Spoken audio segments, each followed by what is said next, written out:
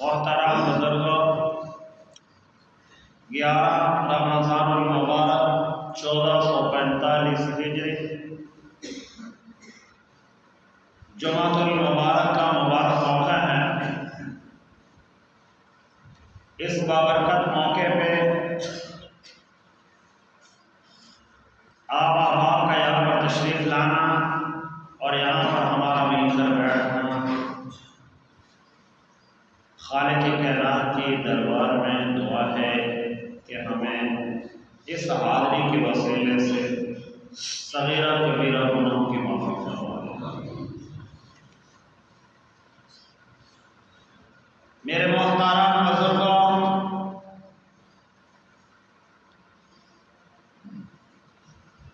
جمعۃ المبارک کا موقع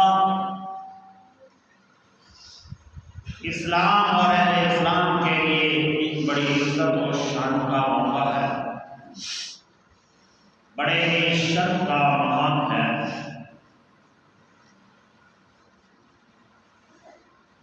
اور اللہ نے اسلام کو شان بخشی ہے۔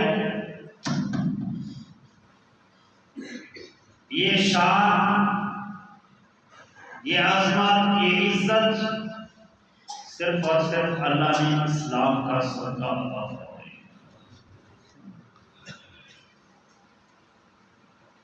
آج کے جمعۃ المبارک کے موقع پہ کچھ پچھلے جمعۃ المبارک کے مسائل میں گفتگو باقی تھی، کوشش کروں گا اسی کو تھوڑا سا جو باقی ہے دوہرا دوں۔ رمضان المبارک کے فضائل اور فوائد پر پچھلے جمعۃ المبارک میں گفتگو ہو رہی تھی کہ اسلام نے یہ فرق دیا ہے، اسلام نے یہ عزت و عظمت دی ہے، اسلام نے یہ شان اور شوکت عطا فرمائی ہے اس مذہب کو، اس عقیدے کو، اس بنیاد کو کہ ہم لوگ اس بابرکت مذہب کی وجہ سے اپنی زندگیوں میں راحت پاتے ہیں، اپنی زندگیوں میں سکون کو پاتے ہیں۔ یہ بابرکت مذہب اور عقیدہ کہ جس نے یہ ہمیں دیا ہے کہ رمضان المبارک میں روزے رکھو کہ تمہارے جسموں کی زکوٰۃ ہو جائے گی، ہر ایک چیز کی زکوٰۃ ہے۔ اور اس مذہب میں روزہ جو ہے وہ سخت نہیں ہے جو سختی پہلی انبیاء علیہ السلام پر تھی۔ کسی میں روزہ یہ بھی تھا کہ رات کو افطاری کی اور جب تک جاگتے رہے اس وقت تک روزہ نہیں ہے، جب سو گئے روزہ ہو گئے۔ اور کچھ مذاہب میں یہ بھی ہوا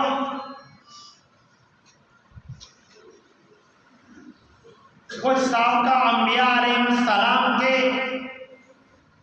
امتوں پر روزہ اس انداز میں بھی ہوا کہ ایک وقت میں جتنا کھانا ہے کھا لو شام کو، جب کھانے سے آپ علیحدہ ہو گئے تو اس کے بعد روزہ شروع ہو جاتا ہے۔ لیکن اللہ نے اس امت کو یہ شرف بخشا ہے کہ روزے کی زکوٰۃ دن کے وقت میں ہے اور اس جسم کو روحانیت دینے کے لیے، تقویت دینے کے لیے مزید ضرورت ہے، تو رات کے وقت میں اس کی جگہ پر نماز تراویح ہے کہ رات کو نماز تراویح پڑھو۔ یہ دو مقام ملے اس مذہب کو، یہ رحمت والے نبی صلی اللہ تعالی علیہ وسلم کی مبارک ہستی کے وسیلے سے۔ کیوں؟ کچھ ایسے مریض بھی ہیں جو روزہ نہیں رکھ سکتے، روزہ نہیں رکھ سکتے، اب ان کے جسموں کو غذا کی ضرورت تھی۔ وہ غذا کیا ہے؟ وہ غذا یہ ہے کہ اس کو اپنے اندر کو بھی اسلام کے ساتھ وابستہ کر دے، خالی جسم کے اوپر اسلام نہ ہو، جسم کے اندر بھی اسلام ہو۔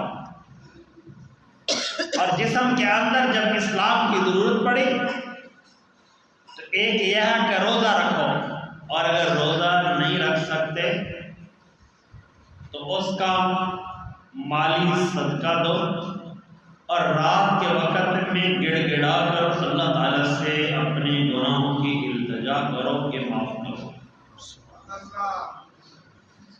یہ معافی کی درخواست رات کے وقت میں کرنی ہے۔ وہ کیا ہے کہ نماز عشاء پڑھو اور اس کے بعد رات کو نماز تراویح پڑھو، جس پر ہم اکثر لوگ غیر حاضر ہوتے ہیں۔ یہ 4 بابے ہوتے ہیں، بس 4 ایک نوجوان ہوتے ہیں، باقی مخلوق غیر حاضر۔ ارے بابا، یا وہ کام کرے جس کو یہ بھی امید ہو کہ میں نے مرنا نہیں۔ اللہ تعالیٰ سے گناہوں ایک ایک لمحے میں پیش کر کے اللہ تعالیٰ سے معاف کرو۔ ایک مشہور مثال ہے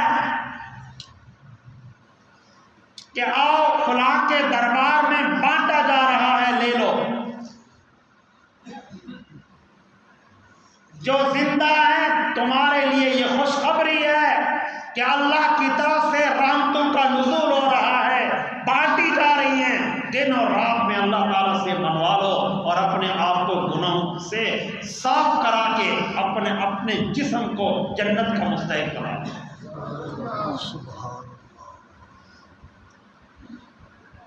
نماز کو یوں سمجھو کہ اس کے بغیر میرا گزارا نہیں۔ نماز کے اندر معافی نہیں ہے، نماز میں معافی نہیں ہے۔ رحمت دو عالم صلی اللہ تعالی علیہ وسلم زندگی کا آخری دن ہے، آخری ایام ہے۔ رحمت دو عالم صلی اللہ تعالی علیہ وسلم بیماری کے عالم میں ہے، بخار ہے بڑا شدید، زہر کا اثر بھی ہوا ہے جو یہودیہ عورت نے دیا تھا۔ لیکن جب ہوش میں آئے ہیں، افاقہ ہوا، تو سب سے پہلے ام المومنین سیدہ عائشہ صدیقہ رضی اللہ تعالیٰ عنہ سے پوچھا، عائشہ نماز پڑھا دی گئی ہے؟ کیا فرمایا؟ عائشہ نماز پڑھا دی گئی ہے؟ اماں جی نے عرض کیا، حضور صحابہ آپ کے منتظر ہیں، وہ آپ کے بغیر نماز نہیں پڑھنا چاہتے، وہ آپ کو مصلی پہ دیکھنا چاہتے ہیں۔ اتنی دیر میں حضور نے ارشاد فرمایا، میرے ابو بکر کو کہہ دو میرے مصلی پہ کھڑا ہو کے نماز پڑھو۔ ابو بکر سے کہہ دو نماز پڑھا دے۔ پھر حضور علیہ السلام پر بیماری کا دوبارہ غلبہ ہوا، پھر بے ہوشی ہو گئی۔ دوسری مرتبہ پھر جب تھوڑا سا افاقہ ہوا تو حضور نے ارشاد فرمایا، نماز ہو گئی ہے؟ اماں جی نے وہی عرض سوال جوابات اسی طرح ہوا۔ حضور نے پھر وہی ارشاد فرمایا، ابو بکر سے کہہ دو نماز پڑھو۔ تیسری مرتبہ جب سیدنا صدیق اکبر رضی اللہ تعالیٰ عنہ کو حکم ملا کہ حضور فرما رہے ہیں نماز پڑھا دو. جب حضور علیہ السلام کے حکم کے مطابق حضرت ابوبکر صدیق مصلی پہ کھڑے ہوئے، رحمت دو عالم صلی اللہ تعالیٰ علیہ وسلم کے جسم میں اللہ نے تھوڑا سا فاقہ دیا، صحابہ کے کندھوں پہ سہارا لے کر ارشاد فرما رہے ہیں کہ مجھے بھی مسجد نبوی میں لے چلو، میں بھی اللہ کا جو حکم ہے اسے ادا کروں. جس کے لیے اللہ نے کائنات بنائی وہ اللہ کا پیغمبر زندگی کے آخری لمحے میں یہ ان کا عمل ہے. اور اس کے بعد پھر دوسرے نمبر پہ جب زندگی کا آخری لمحہ ہے تو امت کو ایک وصیت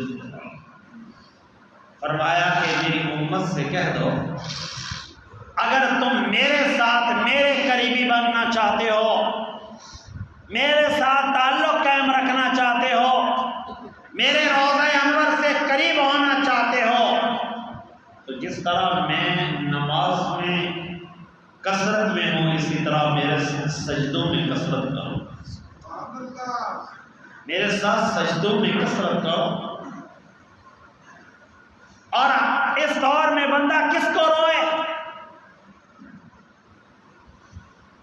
پہلے حالات یہ ہیں کہ لوگ نماز سے غافل ہیں، مسجدوں سے غفلت ہو گئی ہے، اسلام سے دوری ہے، گھروں میں قرآن مجید رکھے ہیں پر پڑھنے والا کوئی نہیں ہے.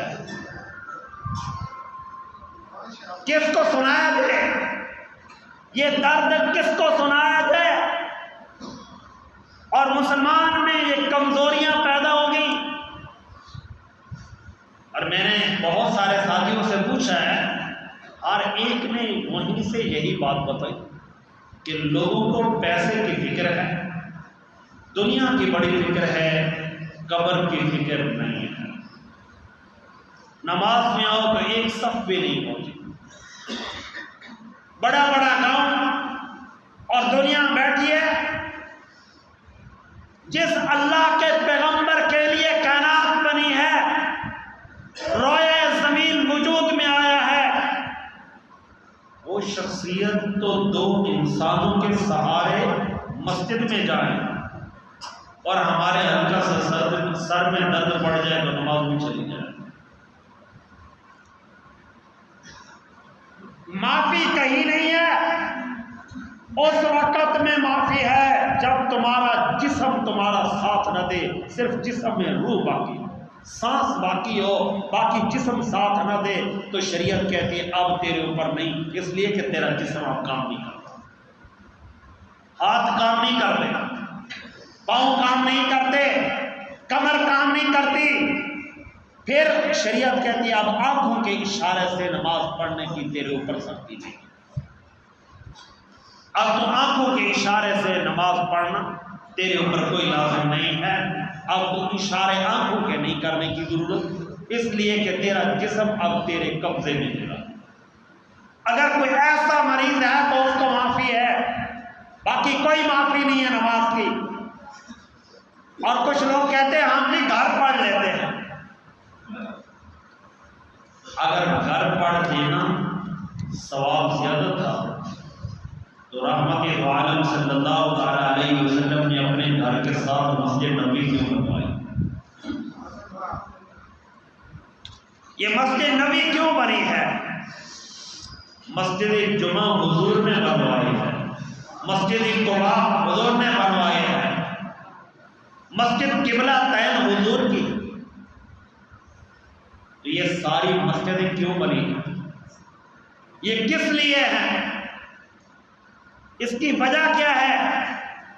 یہ ہمارے لیے ہے کہ ہم اس بات کی طرف توجہ کریں، ہم اس بات کی طرف متوجہ ہوں کہ ہم دنیا میں اللہ کی ذات کو منانے کے لیے آئے ہیں، اصل میں ہمیشہ والی زندگی جنت کی زندگی ہے، اس کے لیے تیاری کریں. باقی جس کو اللہ نے مال دیا ہو یہ تو اللہ کی طرف سے اس کے اوپر انعام خداوندی ہے۔ اللہ دیکھ کر آزماتا ہے کہ اس کو میرے راستے میں خرچ کرتا ہے کہ اس کے اوپر سانپ بن کر بیٹھا ہے، اس کے اوپر اپنے آپ کو گرفت کر کے بیٹھا ہے، یا اللہ کی ذات سے اپنے گناہوں کی معافی طلب کر رہا ہے۔ اور حق یہ ہے کہ اتنی عبادت کرو کہ عبادت کے بعد اللہ راضی ہو جائے، کہ اللہ بندے سے پوچھے کہ بندہ تو کب راضی ہوگا میں تیری رضا پر ہوں۔ اقبال نے اسی بات کو کہا تھا، خودی کو کر بلند دوں کہ ہر تقدیر سے پہلے خدا بندے سے خود پوچھے بتا تیری رضا مجھے۔ کیا مطلب؟ کہ انسان اتنا عبادت کی طرح متوجہ ہو جائے کہ عبادت کے بغیر اس کا جسم کہیں روح اور اس کا جسم بالکل سکون میں ہی نہ رہے۔ ہم یہ سمجھتے ہیں کہ شاید والی بات ہے، یہ کاروبار کرنا گناہ ہے۔ ارے بابا، حضور نے ارشاد فرمایا کہ انبیاء کے بعد، اولیاء و صلحاء کے بعد، شہیدوں کے بعد سب سے پہلا جو جنت میں جائے گا وہ ایماندار تاجر جنت میں جائے گا۔ ایماندار تاجر کے لیے تو جنت میں خوشخبری ہے۔ ایماندار تاجر کے لیے حضور نے دعا دی کہ فرمایا کہ جو انسان تجارت کرتا ہے ایمانداری سے، اللہ تعالیٰ اس کو ایک کے بدلے 10 عطا کرتا ہے۔ یہ تو تاجر کو تو بڑا ملا ہے، تجارت کرنا یہ بہت بڑی عبادت ہے، لیکن تجارت کرنے کے بعد زکوٰۃ نہ دینا یہ ظلم عظیم ہے۔ تجارت کرنا یہ بہت بڑا ثواب ہے۔ ایمانداری والی تجارت کر کے انسان جنت کا مستحق ہو جاتا ہے، اور جس وقت اس کے اندر ہیرا پھیری کرتا ہے تو پھر کوئی اور گناہ کرنے کی ضرورت نہیں، یہی انسان کو جہنم میں لے جانے کے لیے کافی ہے۔ اور ہم دنیا میں تاجر بن کر آئے ہیں، ہم یہاں پر کچھ لینے کے لیے آئے ہیں، جب ہم جائیں گے تو ہمارے ساتھ اور کچھ نہیں ہوگا، ہمارے اعمال ہوں گے، ہمارے اعمال ہوں گے، ہم اپنے اعمال کو ساتھ لے کر جائیں گے، ہماری کمر میں اور کچھ نہیں ہوگا، ہمارے اعمال ہوں گے، اپنے اعمال کو ہم ٹھیک کریں۔ اور ہمارے اندر ایک بہت بڑی بری عادت ہے، ہم مسئلہ لوگوں کے لیے پوچھتے ہیں، اپنے لیے نہیں پوچھتے۔ میں آپ کو صرف بات کہہ رہا ہوں، چند ایک لوگ آتے ہیں ہمارے پاس۔ میں اس ہفتے میں جتنے لوگوں نے مجھ سے مسئلہ پوچھا، ایک بندے نے صرف اپنے لیے پوچھا۔ یہ اس مقدس جگہ سے میں بیٹھا ہوں، اس سے کوئی مقدس جگہ ہے؟ یہ حضور علیہ السلام کا منبر ہے، جو علماء کی وراثت، علماء کو انبیاء کی وراثت کی وجہ سے ملا ہے۔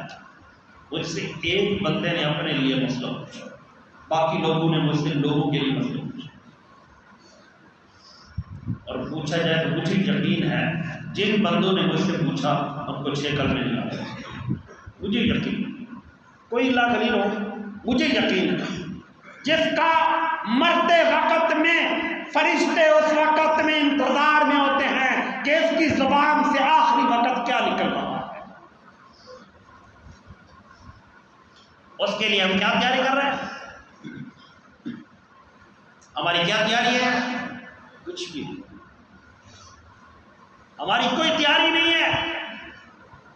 رات کو ہم اللہ کی ذات کو منانے کے لیے،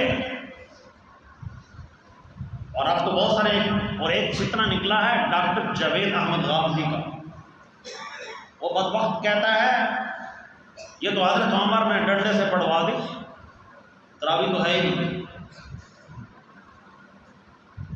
وہ کہتا ہے تراویح تو ہے ہی نہیں، یہ کیا ہے نماز تراویح؟ یہ حضرت عمر نے ڈنڈے سے پڑھوائی۔ اصل میں حقیقت یہ ہے اسلام کو ایک پہرے دار کی ضرورت تھی، اور رسول کریم صلی اللہ تعالیٰ علیہ وسلم کی مبارک ہستی کے لیے ایک مشیر کی ضرورت تھی جو اللہ نے خود عطا کیا ہے۔ اس پہرے دار کی وجہ سے قرآن مجید کی 43 آیات مبارکہ نازل ہوئی۔ حضرت عمر یہاں رہ دیتے تھے، اللہ قرآن مجید بنا کر بھیج دیتے تھے۔ آج ان کے ساتھ یہ ہو رہا ہے۔ ایک کہہ رہا ہے کہ حضرت عمر کون لگتا ہے ہمیں بتانے والا؟ حضرت عمر وہ ہے جن کے بغیر تو روضہ انور پہ صلاۃ و سلام بھی پڑے گا، جب تک عمر کو سلام نہیں کرے گا، عمر سے جب تک اجازت نہیں ملنی تب تک تیرا سلام حضور تک نہیں پہنچ سکتا۔ وہ یار ہے جو مزار میں بھی ہے۔ حضور نے فرمایا جب میں حوض کوثر پڑھوں گا کوئی اور نہیں ہوگا، ایک طرف میرے ابو بکر ہوں گے، دوسری طرف میرا عمر بن خطاب ہوگا، اور اجازت تب بھی انہوں نے دینی ہے۔ اس وقت میں بھی جو گزرے گا وہ عمر کے پاس سے گزرے گا، ایسے نہیں گزر سکتا۔ اور عمر کا فیصلہ یہ ہے کہ 20 رکعت نماز تراویح ادا کرو، 20 رکعت نماز تراویح ادا کرو، اس کے بغیر گنجائش نہیں، اس کے بغیر گزارا نہیں۔ اور میں صرف اور صرف اتنا ہی گزارش کر رہا ہوں، کسی کا نہ بنتے ہو تو کوئی نہ بنے، کوئی کسی کا نہ بنے، کچھ بھی نہ کرے، اپنے تو بن جاؤ، کسی کا نہ بنو۔ یار کچھ نہیں مانگتا، میری کوئی تم سے اپیل نہیں، میں اپنی ذات کے لیے کوشش کیا کرتا ہوں کسی سے گلاس پانی کا نہیں مانگتا، اس لیے نہ اللہ نے دیے ہیں میں خود جا کے پانی پی لوں، میں کچھ نہیں مانگتا تم سے۔ یار میں تمہیں درد سنانے آیا ہوں، ایمانداری سے مسجد ویران پڑی ہیں، یہ قیامت والے دن گواہ ہوں گی۔ اب قرآن سنو اللہ کیا فرما رہا ہے، وَأَخْرَجَتِ الْأَرْضُ أَثْقَالَهَا وَقَالَ الْإِنسَانُ مَا لَهَا يَوْمَئِذٍ تُحَدِّثُ أَخْبَارَهَا۔ اللہ نے فرمایا روضے محشر، زمین کے جس ٹکڑے کے اوپر تم عبادت کرو گے وہ ٹکڑا روضے محشر اللہ کی دربار میں کھڑا ہوگا اور اللہ کی ذات کے سامنے تمہاری گواہی دے گا کہ یہ انسان اس ٹکڑے کے اوپر بیٹھ کر عبادت کرتا تھا کہ یا اذان آ گئی تھی، نہ اذان کا احترام کرتا تھا نہ نماز کو جاتا تھا۔ یہ زمین گواہی دے گی۔ رحمت دو عالم صلی اللہ تعالیٰ علیہ وسلم نے ارشاد فرمایا کہ جب مومن آدمی کو قبر میں داخل کیا جاتا ہے تو قبر کہتی ہے اے ایمان والیا تیرا آنا مبارک ہو کہ تو بڑا نیک انسان تھا، جس جگہ پہ تو بیٹھتا تھا اللہ کی ذات کو ایسا یاد کرتا تھا کہ وہ زمین تیرے لیے جھوم اٹھتی تھی، آج میں قبر بھی تیرے لیے جھوم اٹھی ہوں۔ اور فرمایا کہ جب ایسا انسان جاتا ہے کہ جس کے عمل میں کچھ نہیں، آذان آ گئی اور وہ چوک میں آباد ہے، تو اس کے لیے قبر کیا کہتی ہے؟ فرمایا کہ جس وقت ایسا بدبخت انسان پیش ہوتا ہے، اذان آ گئی اور اس نے نماز نہیں پڑھی، تہجد کا وقت ہوا اس کو کوئی پتہ نہیں، اذان کا وقت ہوا پتہ نہیں، اللہ نے مال دیا زکوٰۃ نہیں دی، اللہ نے زمین دی ہے عشر نہیں دیتا، روزے بھی نہیں رکھتا، ایسے بنا پھرتا ہے، جب قبر میں جاتا ہے تو پھر انسان کے لیے وہ قبر کہتی ہے ارے بدبخت انسان، اللہ کی زمین تجھ سے بڑی تنگ تھی، آج تیرا آنا نامبارک ہو، دیکھ میں تیرے ساتھ وہ حشر کروں گی جو تیری دیکھنے والی اگر دیکھ لیتی تو نسلیں بھی یاد کرتی۔ یہ قبر کہتی ہے کہ انسان اپنے بارے میں سوچ، جس کو ہم بھول گئے۔ یہ قبر کچھ نہیں سمجھتے، اس لیے ہمیں کوئی پتہ نہیں۔ یہ بھی ایک فرقہ نکلا ہے، اس فرقے کا نزدیک کیا ہے؟ قبر تو کچھ نہیں، مجھے مر گئے تو ختم ہو گیا۔ ارے بابا یہ تو عقیدہ مکے والے مشرکوں کا تھا، یہ تو مشرکین مکہ کا تھا۔ انسان کے اعمال کی ضرورت پڑتی ہے، جب انسان قبر میں پہنچتا ہے تو سب سے پہلے انسان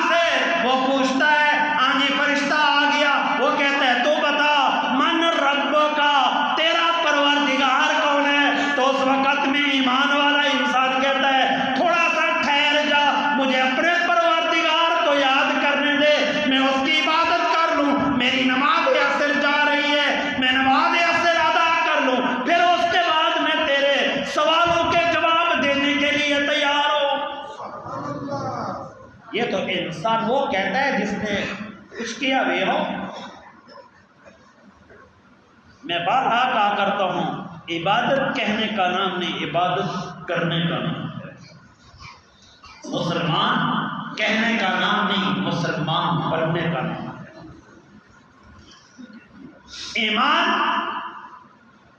ایمان کہنے کا نام نہیں، مومن بننے کا نام ہے۔ اللہ نے فرمایا کہ فرما بردار بن کر مومن بنو۔ اللہ نے فرمایا ایسے مومن بنو جس طرح میرے حضور کی جماعت ہے۔ ایسے ایمان لاؤ کہ تمہارے ایمان پر زمین و آسمان رشک کرے۔ اور جب عبادت کرنی ہے، اللہ کی ذات کا شکر ادا کرنا ہے، تو پھر اس انداز میں شکر ادا کرو، اس انداز میں عبادت کرو کہ عبادت کے بعد پروردگار معافی کا اعلان کرو۔ یہ آنکھیں اللہ نے دی ہیں، ان کو تھوڑا سا حضور نے ارشاد فرمایا ان سے پانی بہا لو، اگر بہتا نہیں تو کم از کم رونے والی شکل تو بنا لو۔ فرمایا تمہارے لیے میرے رحمت والے نبی صلی اللہ تعالی علیہ وسلم ارشاد فرمایا بتا دو میری امت کو، میں تمہارے لیے روز محشر اللہ کی دربار میں ایسا روں گا کہ میرے سجدے والی ساری جگہ گیلی ہو جائے گی اور اللہ تعالیٰ کی رحمت جوش میں آئے گی۔ اللہ فرمائے گا میرا حبیبہ کیا مانگتا ہے، اب مانگ لے۔ میں عرض کروں گا نہیں، میں مانگتا نہیں، میں سوالی بن کر آیا۔ میرا سوال ہے میری امت کو معاف کرو۔ اپنی امت کی معافی کے لیے حضور روئیں گے اور ہماری آنکھوں سے آنسو نہیں آتے۔ اپنی آنکھوں کو تھوڑا سا پوچھے کہ کس کی وجہ سے خشک ہو چکے ہو، ہمارے دل سخت ہو چکے ہیں، اس لیے کہ قرآن مجید کی مٹھاس، رحمت دو عالم صلی اللہ تعالی علیہ وسلم کی ذات مبارکہ کی محبت، روزے، جب ہم ان چیزوں سے دور ہو جائیں گے تو آنکھیں کیسے پانی دیں گے۔ ایک مشہور مقولہ ہے صلاح الدین ایوبی رحمت اللہ علیہ جس دن فلسطین کو آزاد کرنے کے لیے نکلے تھے تو آخری مورچے پہ ایک جملہ فرمایا تھا، فرمایا سپاہیوں پسینہ بہا لو، خون بچا لو، اگر سب پسینے کی حفاظت کرو گے پھر کل خون بہانا پڑے گا۔ کیا مطلب تھا؟ فرمانے لگے میدان جہاد میں پسینہ بہا لو گے تو کل بچ جاؤ گے، تمہارا ایک ایک فوجی دشمن پر بھاری ہو جائے گا، اور اگر آج پسینے کی حفاظت کرو گے تمہارے پاس مورچے نہیں ہوں گے، تمہارے پاس قوت نہیں ہوگی، پھر کل تم دشمن کے سامنے شکست خوردہ ہو جاؤ گے۔ اور ہمارا دشمن وہ ابلیس ہے جو ان دنوں میں قید ہے، جو ان دنوں میں وہ قید ہے، لیکن مقدر کی بات ہے جو اس کے تعلقین ہیں وہ ابھی تک تعلق ختم نہیں ہوا ہے، وہ تو باندھا ہوا ہے، اس بات میں کوئی شک نہیں، یقین کامل ہے، روز روشن کی طرح یقین کامل ہے، اس لیے کہ حضور نے فرما دیا۔ لیکن ہمارے جو ایمان ایسے مضبوط ہے کہ پورا سال اس کے ساتھ محبت کے اثرات اتنے ہو چکے ہیں، اب وہی اثر کرتے ہیں۔ اپنی عبادت کرنے کے لیے، اپنے پروردگار کو منانے کے لیے یہ مہینہ، یہ رحمت والی گھڑیاں پتہ نہیں اگلے سال دوبارہ ہمیں نصیب ہوں گے کہ نہیں۔ بہت سارے لوگ تھے جو یہاں بیٹھا کرتے تھے، جو یہاں پر نماز پڑھا کرتے تھے، وہ آج نہیں ہیں۔ جو ہر جمعے کو آذان دیتے تھے، وہ مین دروازے پر بابا بیٹھتا تھا، اس وقت آتا تھا جب آذان بھی نہیں آتی تھی، وہ پہلے اس دروازے پہ بیٹھا ہوتا تھا، آج وہ نہیں ہے۔ وہ آذان جمعہ دیا کرتا تھا، وہ نہیں ہے۔ جس کی آذان کو ہر ایک کان سنتے تھے، آج وہ نہیں ہے۔ یہ بتا کر گیا کہ تم نے بھی دنیا میں نہیں رہنا، میں بھی جا رہا ہوں۔ یہ ہمارے لیے سبق ہے، جب ہمارے بڑے جاتے ہیں وہ یوں چلے جاتے ہیں، پتہ نہیں چلتا۔ یہ چند دن پہلے جو ایک کچھ عرصہ پہلے ایک جوان جو ادھر اس گلی میں فوت ہوئے تھے، غالباً ان کا نام خالد ایسے نام تھا، وہ یہاں بیٹھتے تھے، وہ اکثر طور پر فجر کی نماز یہاں ادا کرتے تھے، اور میں دیکھ کے کہہ رہا تھا کہ ہمارے پاس سے اٹھ کے لوگ چلے گئے، لیکن ہم اتنا ہی عقل سے گئے گزرے ہو گئے ہیں، دماغ پر اتنا پردے ہو چکے ہیں، اپنے اندر سے لوگ اٹھ کر چلے گئے ہیں، لیکن ہم نے کچھ نہیں سیکھا۔ اور قرآن مجید نے اعلان کیا کہ جب بندہ گناہ کرتا ہے، کرتے کرتے کرتے پھر انسان کا دل اس کے اپنے قبضے میں نہیں رہتا بلکہ اس پر زنگ آ جاتا ہے۔ جب دل زنگ آلودہ ہو جاتے ہیں اس کے بعد پھر انسان کو بات سمجھانا بہت مشکل ہوتا ہے۔ اس لیے اللہ نے اپنے جب حبیب صلی اللہ تعالیٰ علیہ وسلم کی مبارک ہستی کو بھیجا تو اللہ نے کیا فرمایا؟ اللہ نے فرمایا کہ میں نے اپنے حبیب کو بھیجا، وہ کیا کرتے؟ فرمایا وَيُعَلِّمُهُمُ الْكِتَابَ وَالْحِكْمَةَ وَيُزَكِّيهِمْ، کہ میرے محبوب پیغمبر صلی اللہ تعالیٰ علیہ وسلم نے اپنی امت پر 3 کام کیے۔ پہلے نمبر پہ میری کتاب سنائی، دوسرے نمبر پہ اپنے فرمان اقدس سنائے، اور تیسرے نمبر پہ دلوں پہ جو زنگ لگا تھا، دماغوں پر جو سوچوں پر زنگ لگا تھا، اس زنگ کو اتار کے ان کو وقت کا ولی بنا۔ اللہ تعالیٰ سے دعا ہے اللہ تعالیٰ آپ احباب کا یہ تشریف لانا قبول و منظور فرمائے، اس حاضری کے وسیلے سے اللہ تعالیٰ ہمیں صغیرہ کبیرہ گناہوں کی معافی فرما دے۔ وأقول قولي هذا واستغفر الله ربي